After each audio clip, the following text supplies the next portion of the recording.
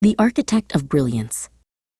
In the gleaming city of Aethel, where artisans spun glass like water and carved wood into birds that seemed ready to fly, a young apprentice named Elara felt the weight of her own clumsy hands. While others created wonders, her own efforts were dull and lifeless. Perhaps I just lacked the spark, she sighed, watching the master weaver's fingers dance across a magnificent loom. That evening, in the hush of the great library, she overheard two scholars whisper of the architect, the legendary builder of Aethel, who was said to possess a blueprint not for buildings, but for brilliance itself. A desperate hope ignited in her heart. She would find this architect and learn the secret to true mastery. Her search led her not to a grand master, but to a forgotten clock tower on the city's edge. Inside, a small clockwork man hummed as he polished a lens. "I am Cogsworth," he whirred softly.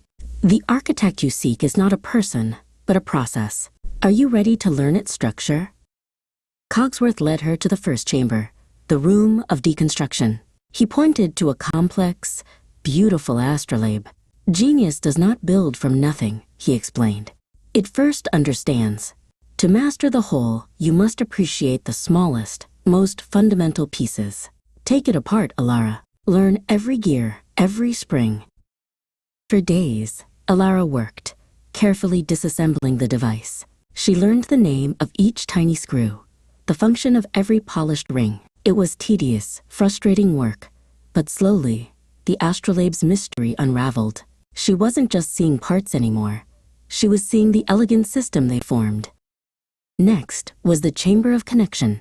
The room was filled with threads of faint light, connecting seemingly disparate objects. A nautilus shell to a spiral staircase, a musical score to a pattern of stars. "Knowledge is not isolated," Cogsworth buzzed. "Brilliance is finding the hidden threads that weave everything together." Elara began to see the world differently.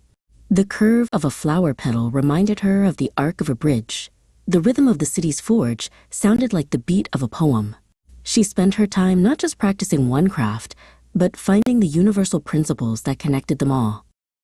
The third room was the Arena of Application. It was a simple, empty workshop. "Theory is a ghost until it is given a body," Cogsworth stated. "You have taken apart and you have connected. Now you must build, not what you have seen, but what you now understand. Fail. Fail again. Each failure is a gear you are refining for a new machine."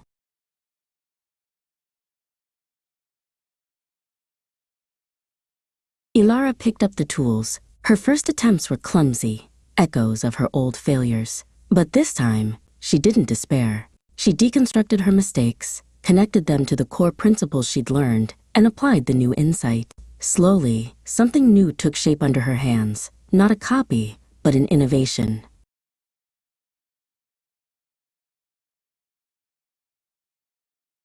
Returning to the city square, Elara no longer saw masters and apprentices. She saw learners, all at different stages of a single, elegant process. She hadn't found a secret gift or a magic spark. She had found the algorithm: deconstruct, connect, apply.